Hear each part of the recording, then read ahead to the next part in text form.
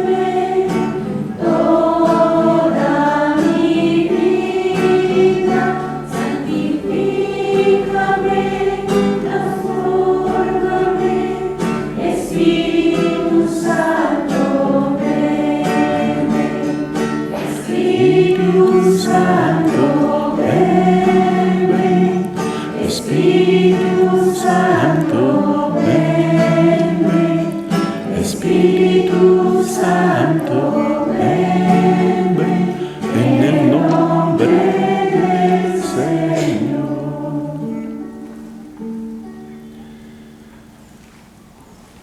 Que nos ayude el don del Espíritu Santo, que es precisamente donación del amor de Dios. El capítulo 5 de la carta a los Romanos contiene esta frase memorable: el amor de Dios ha sido derramado en nuestros corazones con el Espíritu Santo que se nos ha dado. Hemos visto que en el encuentro con Jesucristo, esa experiencia de amor se convierte primero en experiencia de perdón, de misericordia y de compasión. Segundo, en experiencia de gracia que me llama. Tercero, en experiencia de envío que me capacita para reconocer a Jesucristo en mi hermano, y también me da el don necesario para también yo servir de rostro del amor divino para mi prójimo.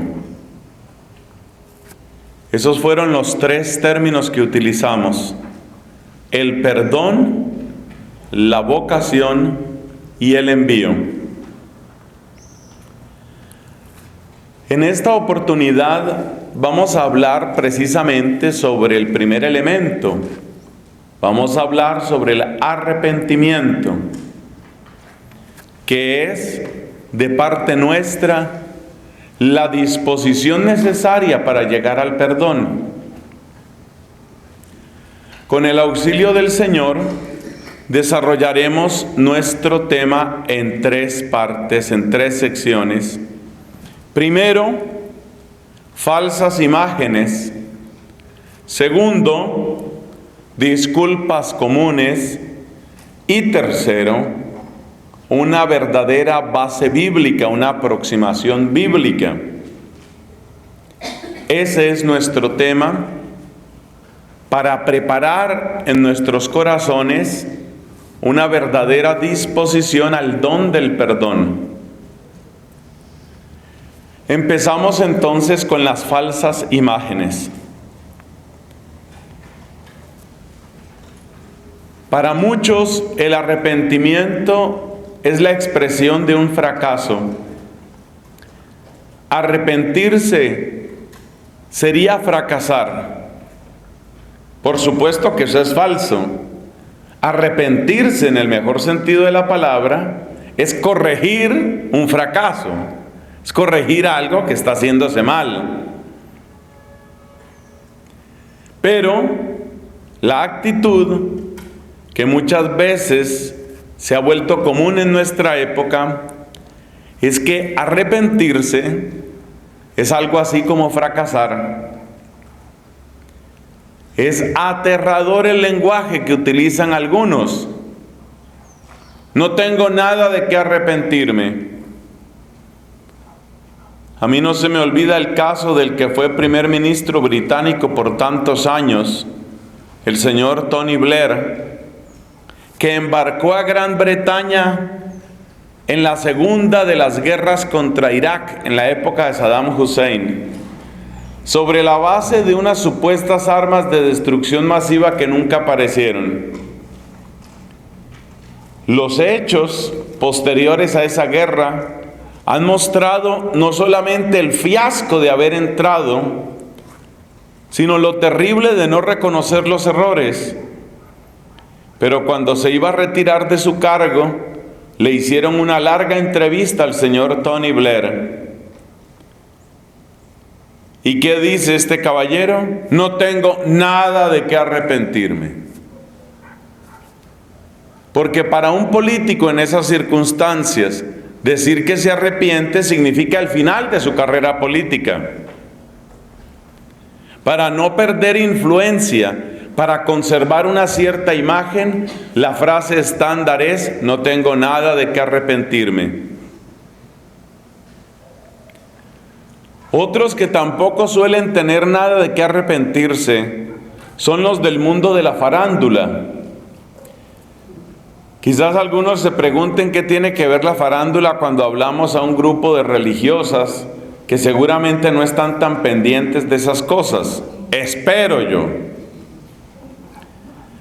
Pues es que lo que sucede es que el mundo de la farándula tiene un impacto inmenso en nuestros jóvenes, porque lo que hagan o dejen de hacer los cantantes, presentadores de televisión, locutores, actrices, eso tiene una repercusión muy grande en nuestra juventud. Esa es la importancia que yo le doy a esa gente. De suyo, su comportamiento y sus palabras no merecen tanta atención, pero la realidad es que tienen un gran impacto. Por eso tomo tantos ejemplos de la farándula. Termina su tercer matrimonio una actriz. ¿Qué balance haces? No tengo nada de qué arrepentirme. Esa es otra que tampoco se arrepiente de nada. Va bien impulsada para el cuarto matrimonio. No ha perdido la sonrisa, no ha perdido el donaire, no ha perdido el estilo, no tiene nada de qué arrepentirse. Los científicos tampoco tienen nada de qué arrepentirse. Es impresionante la cara dura de muchos de los que tienen que ver con la destrucción de vidas humanas, especialmente a través del aborto. Hay unas cuantas excepciones. Un famoso doctor Nathanson, se escribe con TH, Nathanson. Si ustedes buscan en internet Nathanson, así con TH, encontrarán seguramente una expresión: rey del aborto. Él mismo practicó más de 5,000 abortos. Pero después del niño o niña número 5,000 triturado a manos de este médico, pues le llegó el arrepentimiento. Muy tristes esas muertes, pero por lo menos este se arrepintió. Muchos parece que no tienen nada de qué arrepentirse. Esa actitud dura, que luego la vamos a volver a encontrar con la palabra cinismo, esa actitud dura, ¿de dónde proviene? De una necesidad de presentarse pisando fuerte. No tengo nada de qué arrepentirme. ¿Sabe que eso nos tienta también a nosotros? También nosotros, los religiosos, en nuestras distintas responsabilidades, tenemos que presentar a veces informes de gestión. Y yo no sé cómo esté la situación en este país, que cada vez quiero más, pero en la Iglesia Católica en Colombia, incluyendo mi comunidad, me preocupa que los informes de gestión que se presentan por parte de los superiores, los regentes, los maestros, todo es una serie de grandes logros. Yo hice, yo pude, yo logré, yo completé. Y realmente se echa de menos una actitud quizás un poquito más realista. Hay muchas cosas que no se logran, hay cosas que se hicieron mal. O sea que creo que se nos está prendiendo dentro de la iglesia esa idea de que la única manera de ser una figura pública es presentarse como en una especie de cadena de éxitos. Todo me sale bien, todo está bien, todo funciona. Tener cuidado con eso, por favor. En ese sentido, creo que el Papa Juan Pablo, con aquellas peticiones de perdón, marcó una pauta interesante. Hay que tener cuidado con eso. No simplemente de un modo protocolario, ni solamente por llenar un requisito. Hace poco terminó su priorato un hermano mío allá en Colombia. Y entonces más o menos él decía en su informe, y por si acaso hubiera yo ofendido a alguien, me adelanto a pedirle disculpas. Por si acaso, parece más como un requisito que se cumple ahí en el papel. No, la verdad es que sí nos equivocamos. Y creo que quienes están en el liderazgo tienen que dar también esa nota alta, demostrar que cuando hay un error, pues es necesario reconocerlo. Entonces, esa es una falsa imagen del arrepentimiento, el arrepentimiento como fracaso. Y desde luego que si arrepentirse es fracasar, nadie quiere ser un fracasado, nadie quiere ser un perdedor. ¿Cuál es la consecuencia? Nadie se arrepiente. Hay otra falsa imagen, segunda falsa imagen del arrepentimiento. El arrepentimiento como una especie de culpa perpetua, o lo que algunos psicólogos llaman, utilizando el lenguaje de Sigmund Freud, complejo de culpa. Se mira el arrepentimiento como una especie de complejo de culpa. Y si estoy acomplejado, y si me siento acomplejado, pues entonces arrepentirse es una cosa enfermiza, es una cosa autodestructiva. Es como ponerse uno un freno a sí mismo. Otras versiones de esta misma idea son las que ven el arrepentimiento como una especie de pérdida de autoestima. Es decir, que la persona que se arrepiente es una persona que se quiere menos, es una persona que no se valora. El arrepentimiento como una pérdida de valoración de uno mismo. Por supuesto, no es algo que sea recomendable.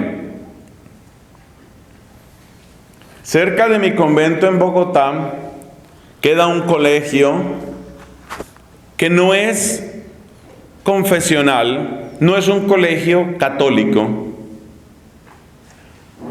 pero tiene una gran mayoría de población católica y tienen un capellán y tienen profesores que educan en la religión católica para la mayoría. Hay también estudiantes de otras religiones.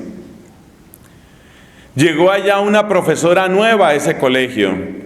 Se acercaba la época de la Cuaresma y entonces esta profesora empezó a hablarles a los estudiantes. Es un colegio mixto, hay hombres, mujeres. A unos y a otras empezó a hablarles sobre la necesidad de la conversión y el arrepentimiento. Muy pronto la llamaron al orden, allá de una prefectura, vicerrectoría o alguna cosa así. Profesora, ¿qué es lo que usted les está diciendo a estos jóvenes? Les estoy hablando de la necesidad del arrepentimiento, de la conversión, porque para nosotros los católicos llega la época de Cuaresma.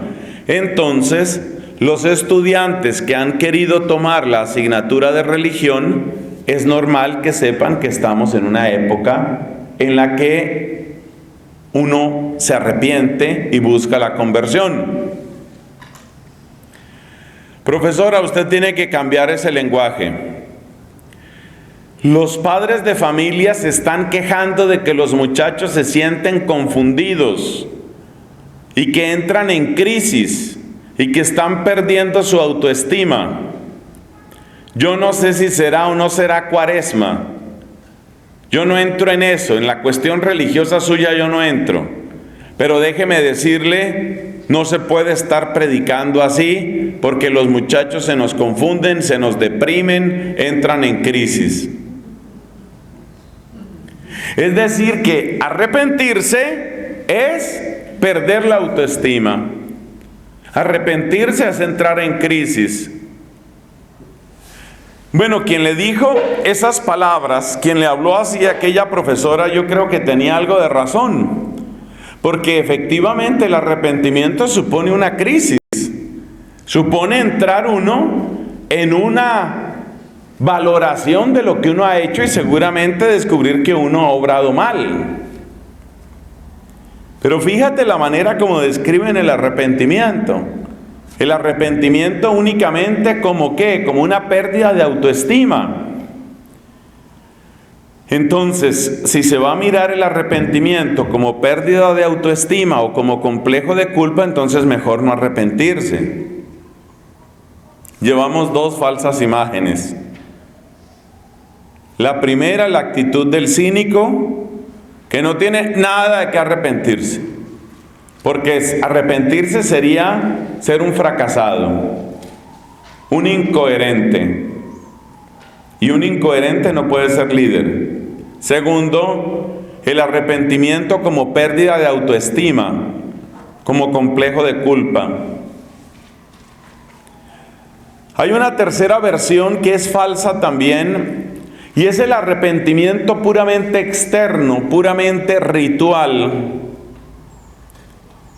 Es el arrepentimiento que se queda únicamente en las formalidades o que mide la vida cristiana únicamente con respecto a un código que pueden ser las constituciones, por ejemplo, en el caso de nosotros los religiosos. Es muy fácil para un religioso caer en eso. Se mira entonces el arrepentimiento únicamente como una de esas listas, lo que llaman en inglés checklist. Tú vas revisando si hice, no hice, si hice, sí hice, sí hice, no hice, no hice, sí hice, no hice. Lo que sí hice o lo que no hice.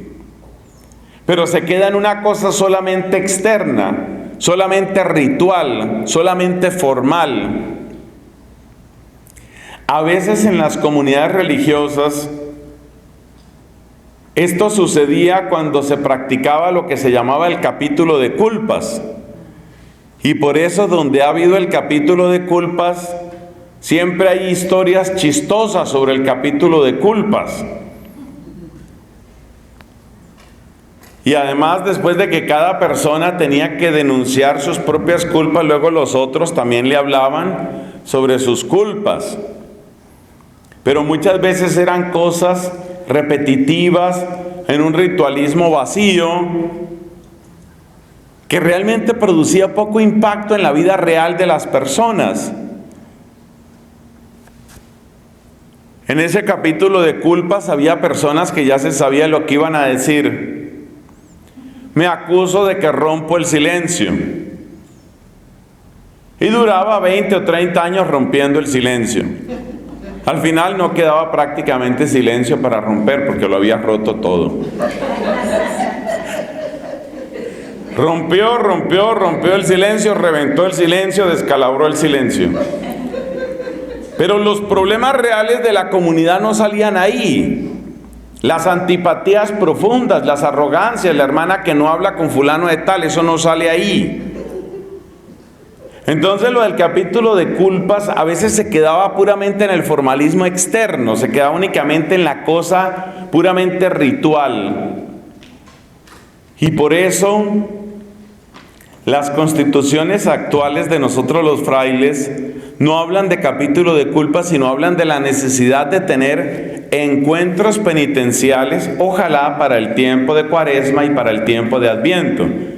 quizás tiene un poco más de sentido eso. Yo personalmente creo que sí. Entonces es una falsa imagen del arrepentimiento, la cosa puramente formal, la cosa puramente ritual. Nosotros tuvimos en Colombia, donde existe una asociación de laicas consagradas que se llaman las Vírgenes Seglares, tuvimos una joven que participó de ese grupo, luego ella se retiró, y me llamaba la atención cuando tuve ocasión de prestar un cierto servicio de dirección espiritual ahí, cómo esta hermana, que era de un temperamento tan conflictivo y de unos resentimientos tan profundos, porque a esa mujer todo le dolía, y le dolía intensamente, profundamente y para siempre. Todo le dolía, todo lo que le hicieron, cómo me trataron, me excluyeron, me dejaron sola, nadie me apoyó. Llevaba una cuenta larga, estricta, minuciosa e imborrable de todo lo que le habían hecho. Pero cuando ella iba a una dirección espiritual, sus únicas preocupaciones eran nimiedades de la liturgia. Yo estoy tan avergonzada, decía ella, estoy tan avergonzada de nuestro Señor. Yo dije, ya realmente o llora o le va a dar algo. Yo creo que le va a dar algo. ¿Y de qué estás tan avergonzada? Padre, ¿usted no se dio cuenta? No sé, imagínense que se va a dar cuenta uno. Pues que ayer ya estábamos empezando la misa y yo no había encendido los cirios. ¡Qué pena con nuestro Señor! ¡Qué vergüenza! ¡Qué dolor! Ahí estoy pintada yo, ¡qué feo! ¡Qué horrible lo que he hecho! ¿Cómo es que se me olvida encender los cirios? O sea, su gran problema era ese. Y los resentimientos que llevaba arrastrando 10 y 20 años, y la falta de perdón y el egoísmo y la pereza, no, esos eran temas que no se podían tocar, porque si uno iba a entrar en esos temas, ella siempre tenía la disculpa de, es que la otra, es que a mí me hicieron, es que yo no empecé. Entonces, ese es un caso de lo que estamos llamando aquí una falsa imagen. La persona se está quedando únicamente en el asunto ritual. Si rompí el silencio, si llevé bien el hábito, si se me olvidó encender el cirio. Y la caridad y el amor y la capacidad de perdón y el interés por el bien de los demás, eso casi no sumaba dentro del corazón de ella. Entonces fíjate ese peligro, es una falsa imagen del arrepentimiento. Es un arrepentimiento puramente formal. Y vamos a citar un último caso, son 4. Un último caso de falsa imagen del arrepentimiento. Hay personas que se van al otro extremo. Consideran que para llevar una buena vida cristiana tienen que castigarse duro.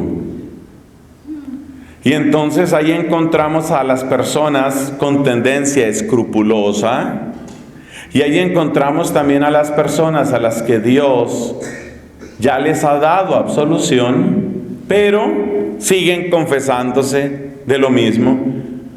Padre, yo ya esto lo confesé, pero siento la necesidad de repetirlo. ¿Y qué es lo que tiene que confesar? Que yo repito y repito lo mismo hasta que agoto a los padres.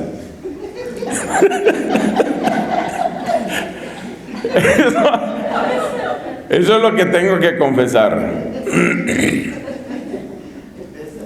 Parecido al caso que le sucedió a un amigo mío, sacerdote, en México, que está sufriendo tanto por el problema del narcotráfico.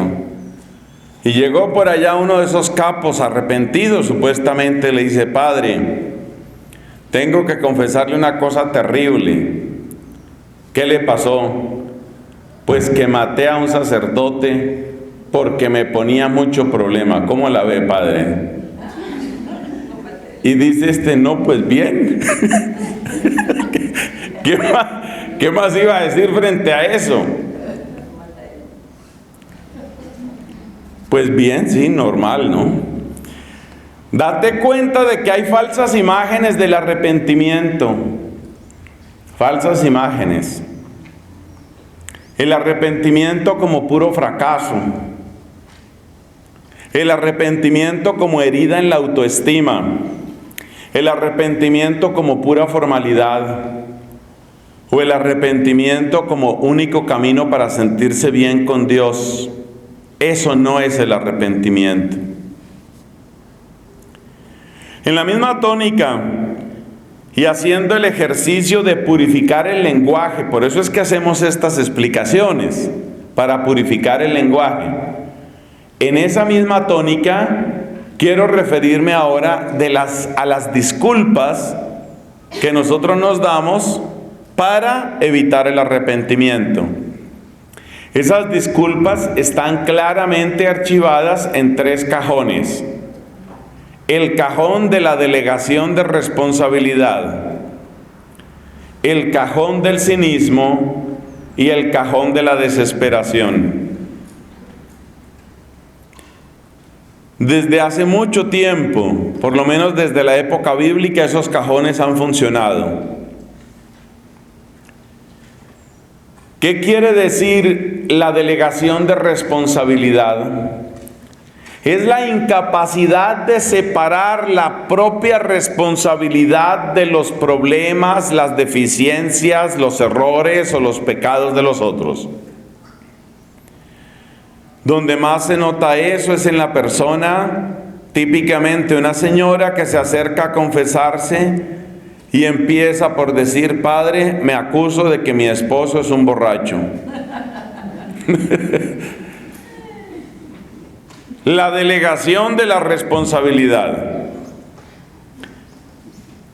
Me acuso, Padre, de que mi hija me hace pecar. Más por curiosidad que por otra cosa, uno le pregunta: ¿cómo así que la hija la hace ¿cómo así que su hija la hace pecar a usted? Pues Padre, porque es que me hace coger rabias y entonces yo pierdo la comunión. Yo comulgo y preciso, me encuentro con mi hija, me hace coger rabia, ya perdí la comunión por culpa de mi hija. Fíjate, la incapacidad, ahí se ve la incapacidad de separar la propia responsabilidad de los demás.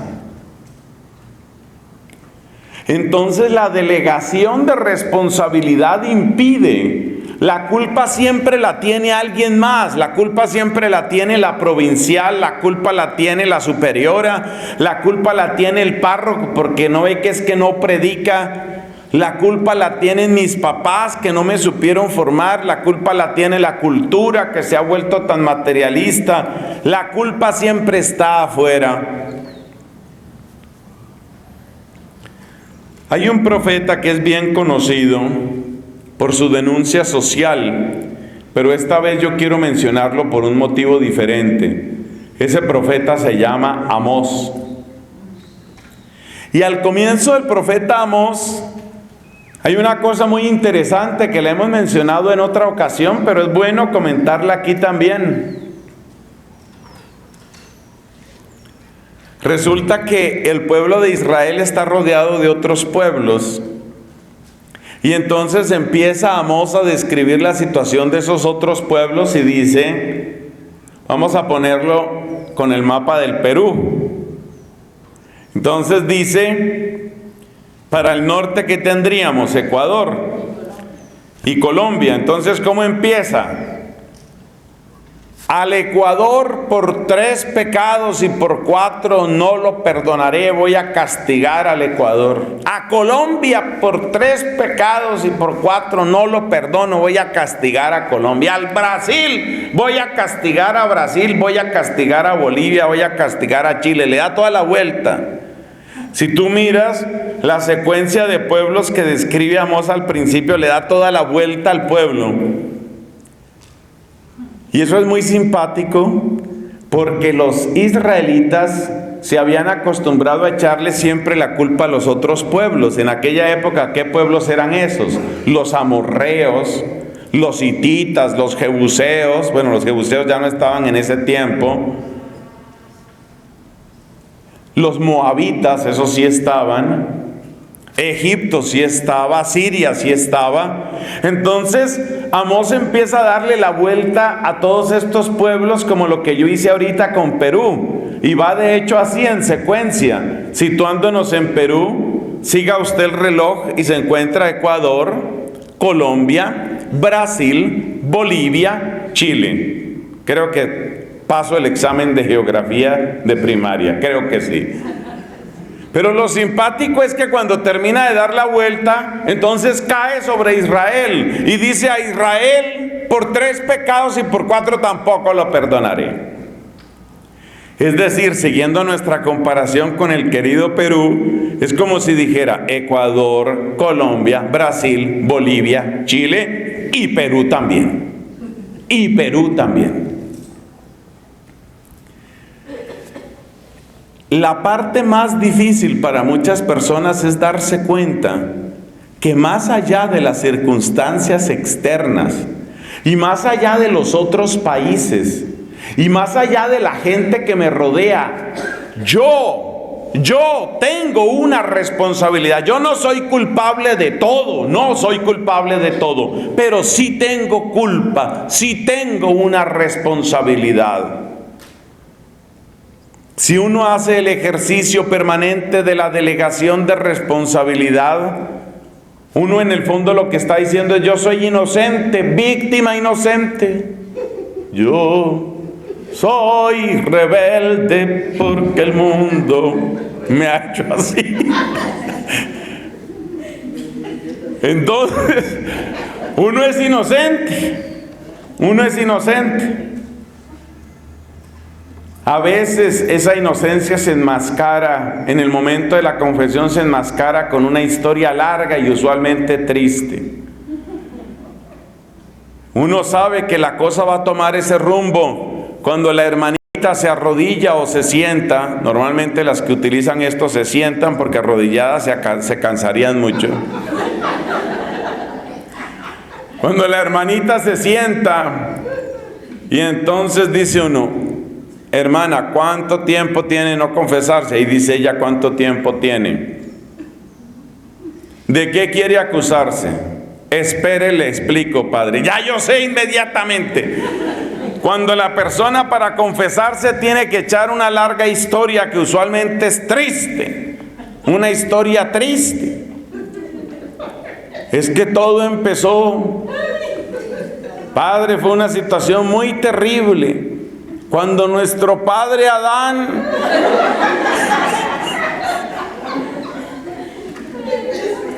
y de hecho el primero que utilizó la delegación de responsabilidad, ¿quién fue? Adán. ¿Dónde estás? ¿Dónde estás? No, es que te oí caminar y me asusté porque estaba desnudo. ¿Quién te dijo que estabas desnudo? Fue que comiste del árbol del que te prohibí comer. La mujer, ella fue la mujer. Delegación de responsabilidad. La mujer tampoco estaba mucho mejor. La serpiente, dijo la mujer. Ya con la serpiente no alegó Dios. Porque la pelea con la serpiente es una pelea anterior a la historia de la humanidad, según indica Santo Tomás de Aquino en el Tratado de los Ángeles.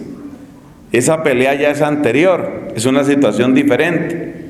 Pero fíjate cómo Adán y Eva están aplicando delegación de responsabilidad. Lo primero es eso. Segunda disculpa, el cinismo. El cinismo tiene muchas caras. El caso más típico del cinismo es el que describe el Salmo. No hay Dios que me pida cuentas. O como dice otro salmo, el número 13, dice el necio para sí: no hay Dios. Y de inmediato viene la conclusión: se han corrompido cometiendo abominaciones. Entonces el cinismo, el ejemplo más evidente de cinismo es el descaro. Pequé y qué, ¿cuál es el problema? Pero el cinismo tiene ramificaciones. Una de las ramificaciones del cinismo es la aplicación temporal, que no es a su vez sino una derivación de la herejía modernista. ¿En qué consiste la derivación temporal? La derivación temporal es que antes eso era malo, pero ahora sí es bueno, ahora sí se puede. Los tiempos han cambiado. Esa es una actitud cínica, una actitud que no defiende al rebaño del lobo, una actitud que entrega el rebaño al enemigo feroz. Esa es una actitud cínica. El pecado deja de ser pecado. Hay de aquellos, advierte el profeta Isaías, hay de aquellos que llaman mal al bien y bien al mal. Se hace un cambio de lenguaje, ya eso no importa, ya eso no preocupa, ya eso no es grave. Eso es normal. Con mucha frecuencia esa actitud cínica disfraza la gravedad del pecado con simples juegos de palabras. Fíjate cómo al aborto no se le llama aborto, que suena tan duro, se le llama interrupción voluntaria del embarazo. Y a su vez la interrupción voluntaria del embarazo se presenta como expresión de algo que suena muy bonito: los derechos de la mujer, que ha sido tan oprimida, tan lastimada, qué duro que le ha tocado a la mujer. Pero he aquí que nosotros, la Organización de las Naciones Unidas, vamos al rescate de la mujer para que la mujer tenga sus derechos. Y dentro de los derechos de la mujer están los derechos reproductivos de la mujer, y dentro de los derechos reproductivos está el abortar. Toda esa tramoya, todo ese montaje simplemente para llamar mal al bien y sobre todo para llamar bien al mal. Esa es una actitud cínica. Y entonces, cuando ya se presenta el aborto como un derecho, entonces de inmediato ya el culpable es el que quiere pelear contra los derechos de la mujer, como aquel que quiera pelear en muchos países contra los derechos de los homosexuales. ¿Cómo así que te atreves a pelear contra los homosexuales? Es que tú no quieres que tengan derecho, esos pobrecitos que no han hecho sino sufrir y sufrir. Tú no quieres que tengan derechos ellos, tú quieres una sociedad desigual, discriminatoria. Ellos deben tener los mismos derechos que todo el mundo. Oiga, y ese lenguaje empalagoso, ese lenguaje, esa retórica que se impone desde todos los parlantes, afecta entonces también a los sacerdotes. Antes de bajar a este auditorio para esta conferencia, estaba leyendo un correo electrónico atrasado.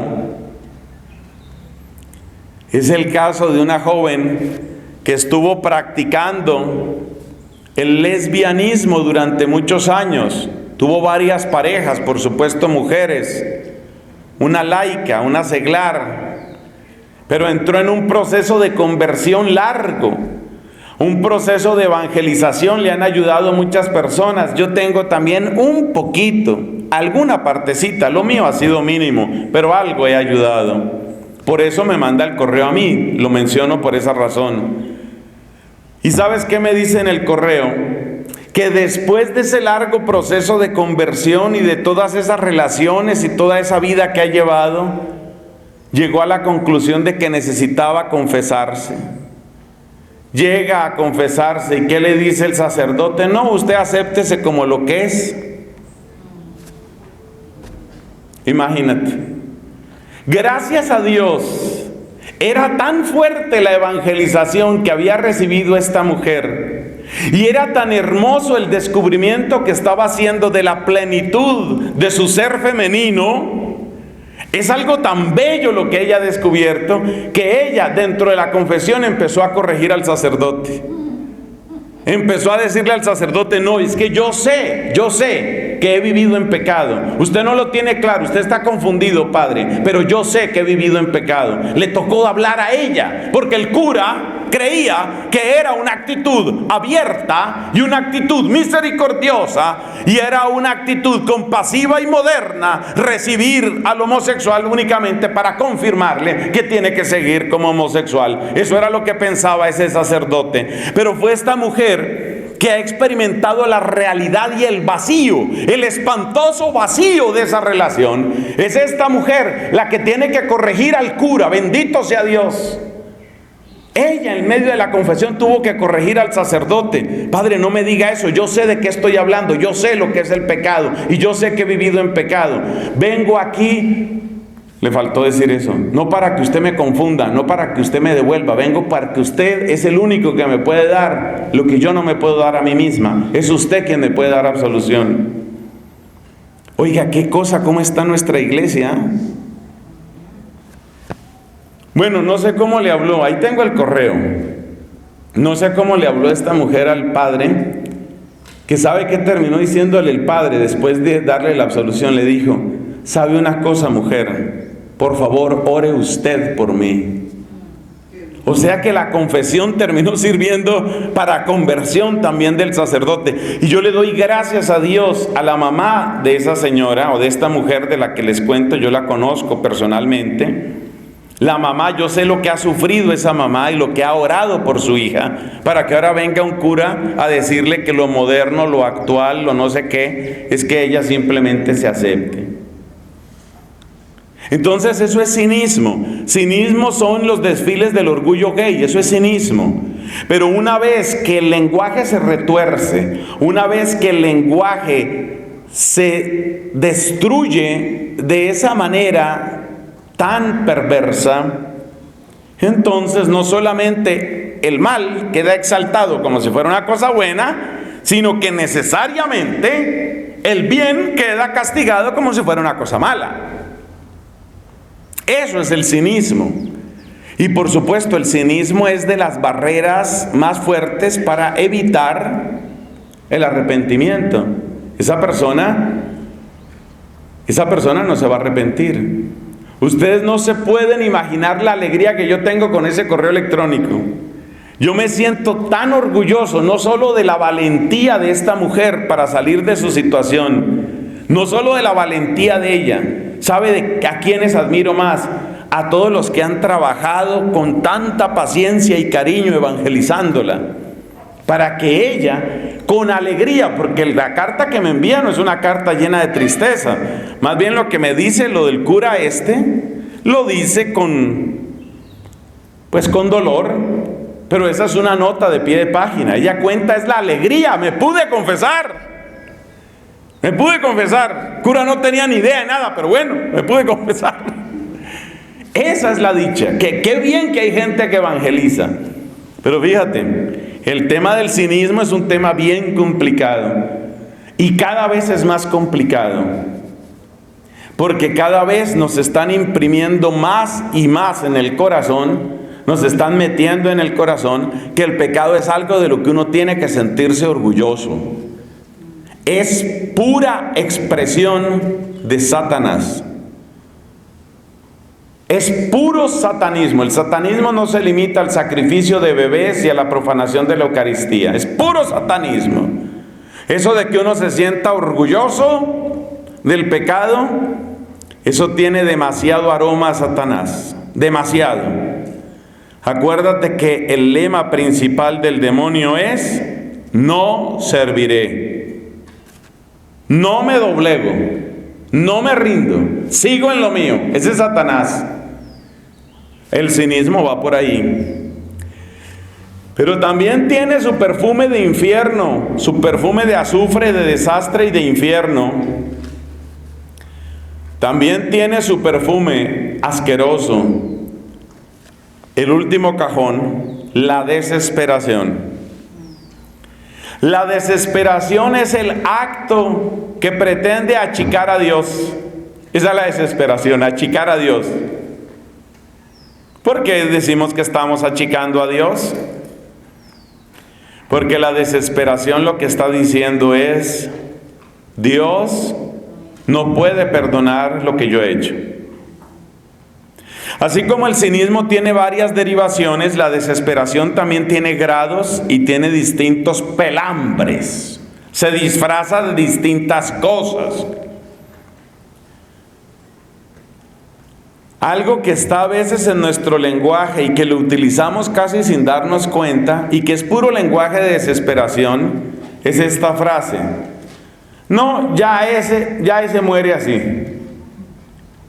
Cada vez que nos referimos a una persona en términos de que no va a cambiar, estamos cometiendo con mayor o menor intensidad un acto de desesperación.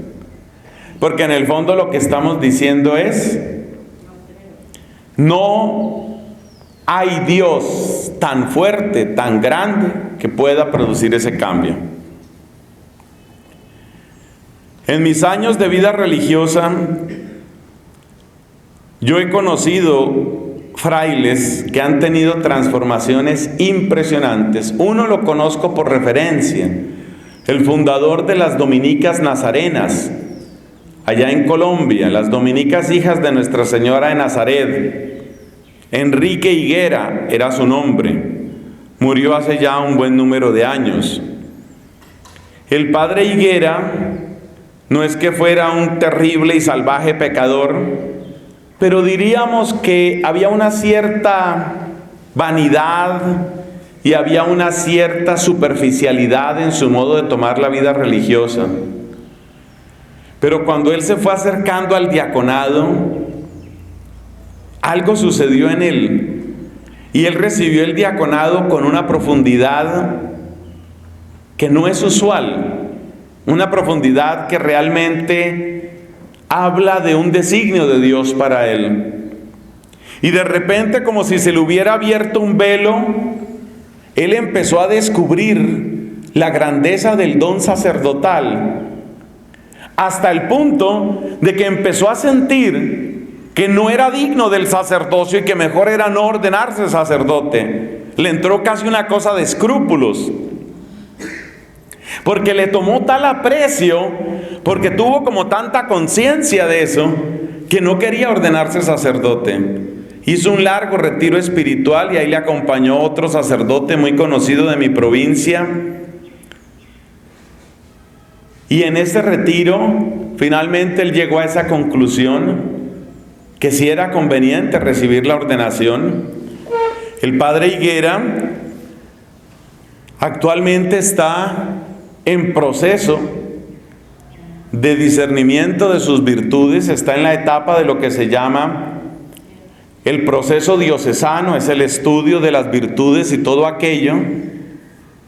Y yo he hablado con varios que convivieron con él, obviamente ya se van muriendo también, y dicen eso, dicen sí, él tuvo un cambio grandísimo y realmente vivió su vocación sacerdotal, que fueron, gracias a Dios, bastantes años, con una intensidad, con un amor, con un fervor.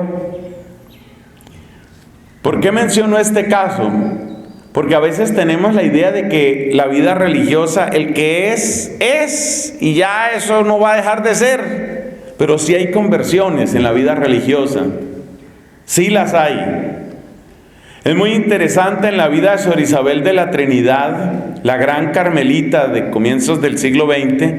Es muy interesante ver que para ella los grandes escalones fueron siempre los retiros espirituales. Me parece que el último que ella hizo se llamaba Luz de la Gloria, Lumen Gloriae. Fue el último retiro que ella hizo. Ella sí tomaba en serio los retiros espirituales, como muchas de ustedes, creo yo. Como muchas de ustedes. Ojalá todas. Mire, lo que Dios puede hacer en un retiro espiritual es maravilloso. Ninguno de nosotros está condenado a repetir para siempre lo que ha sido.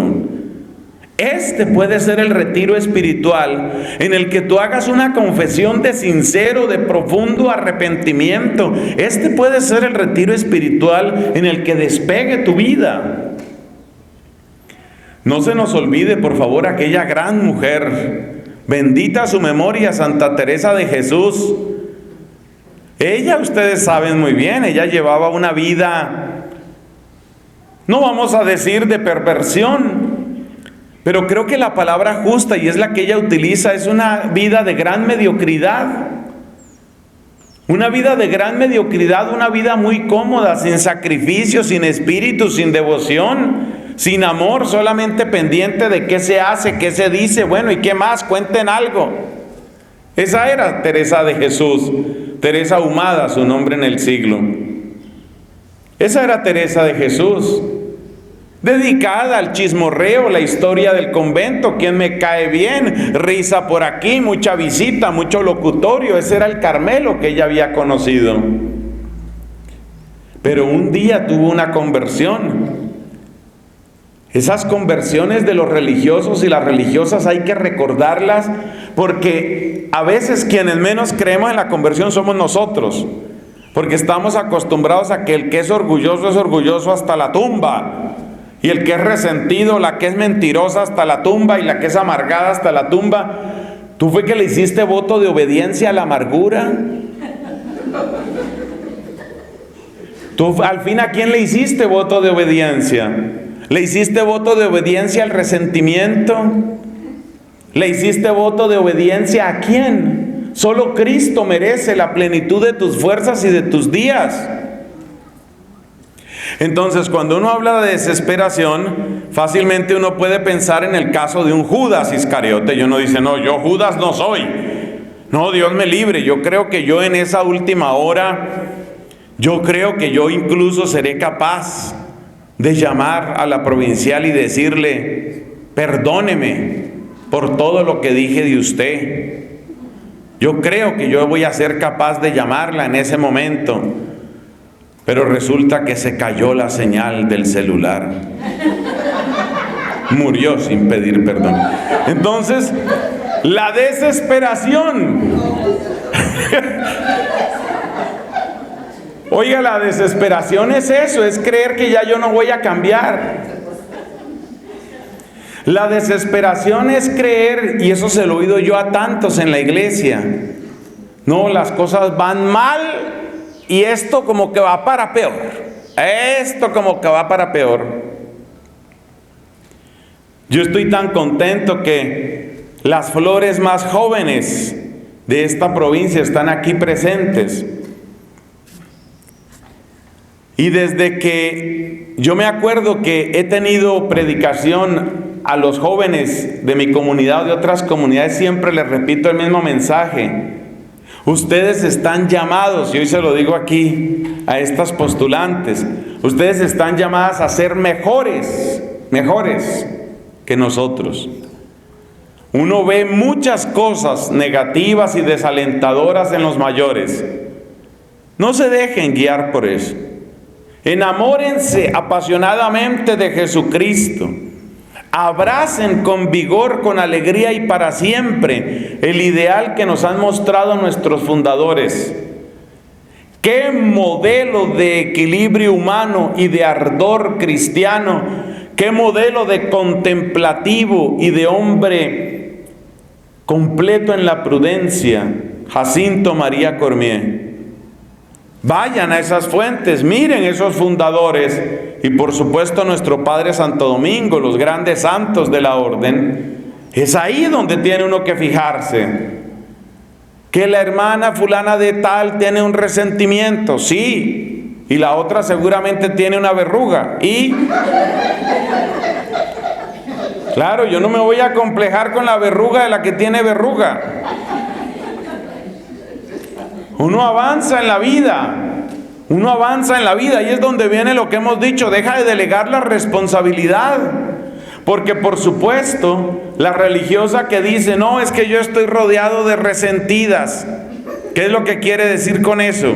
Que ya delegó su responsabilidad, quiere decir, no esperen mucho de mí, porque yo en esta comunidad en la que me encuentro y con tanta gente resentida.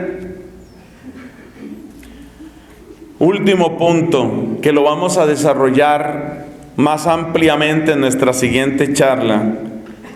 Y entonces, según el modelo bíblico, ¿qué es arrepentirse? Según la versión bíblica, arrepentirse, ¿qué es? Es un encuentro con la verdad ante todo. Es un palpar las manos compasivas y providentes de Dios. Una cosa que me impacta al oír ciertos testimonios es ver cómo se repite una expresión: yo toqué fondo. Personas que han estado en la droga, personas que han estado practicando la homosexualidad, personas que han estado en la prostitución, personas con distintas situaciones, cuando describen su proceso dicen: yo toqué fondo.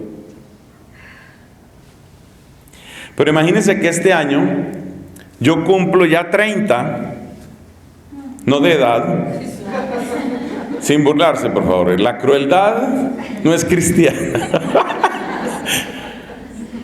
Cumplo 30 de haber llegado a la orden dominicana. En diciembre de este año cumplo 30 años. Bueno, y en esos 30 años y aún antes yo he escuchado muchos testimonios.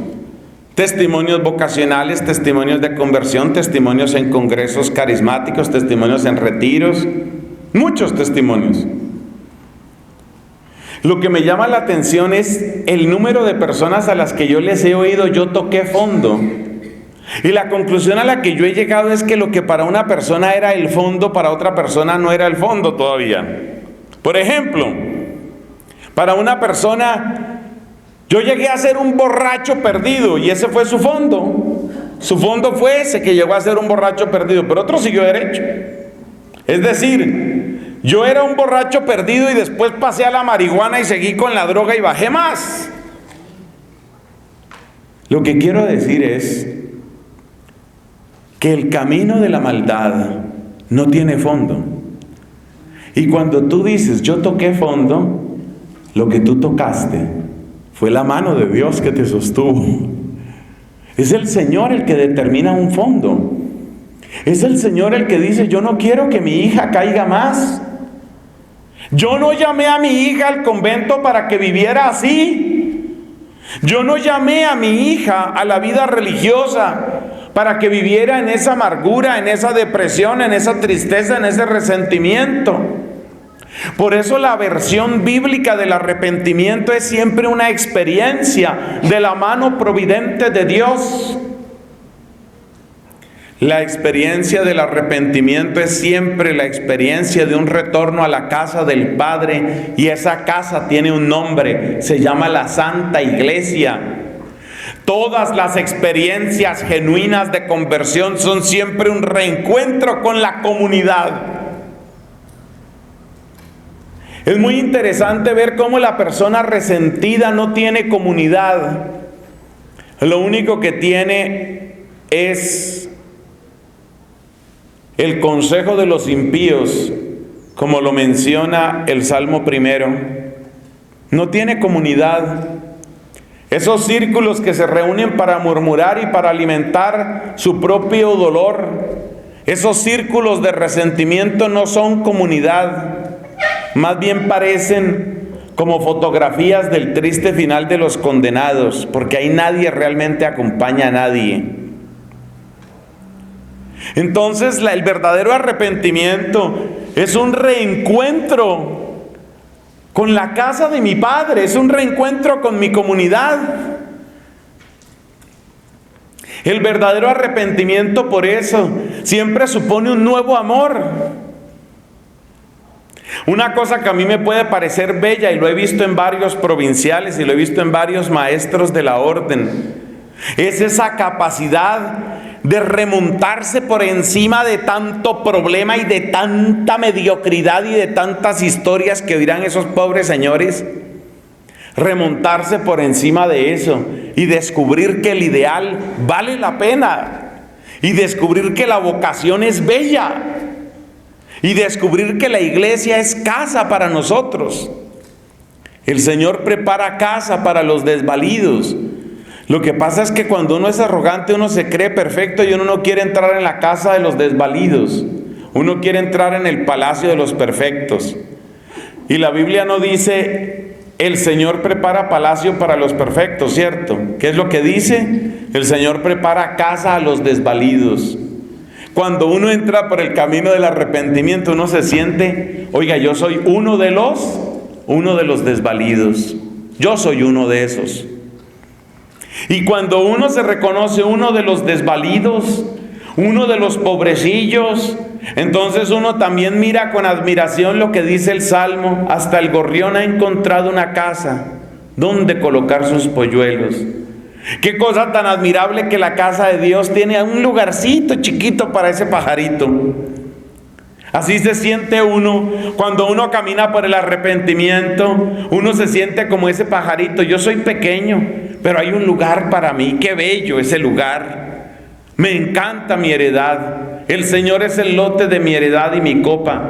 Me encanta mi heredad. Entonces el arrepentimiento bíblico es encuentro con la verdad. El arrepentimiento bíblico es encuentro con la mano providente, tierna, compasiva de Dios. El arrepentimiento bíblico es llegada a la casa paterna, y esa casa es la iglesia. Y por último, el arrepentimiento, según la Biblia, es el redescubrimiento de mi propia vocación. ¿Yo para qué salí de mi casa? Ese es el gran lema, esa es la gran pregunta que marcó las vocaciones a la vida religiosa en la Edad Media. ¿Ad quid venisti? ¿A qué has venido? Viniste para dejar que tu cuerpo y tu corazón, tu mente y tu alma se llenaran de agobio, de tristeza. Para eso te sirve la mente, para llevar cuentas y cuentas del mal.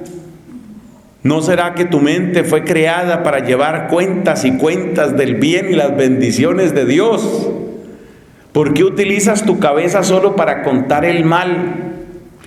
¿Por qué utilizas tu corazón solo para que repasar una y otra vez las páginas de lo que me hicieron, y esto me hicieron, y cuánto sufrí?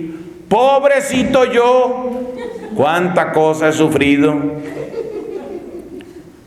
Ese es el corazón, para eso te dio Dios un corazón. ¿No será que ese corazón es para que queden ahí impresas las llagas del Señor, para que tú las contemples con ojos enamorados como los de Francisco de Asís, para que tú digas cuánto me ha amado el Señor y le compongas cánticos de alabanza?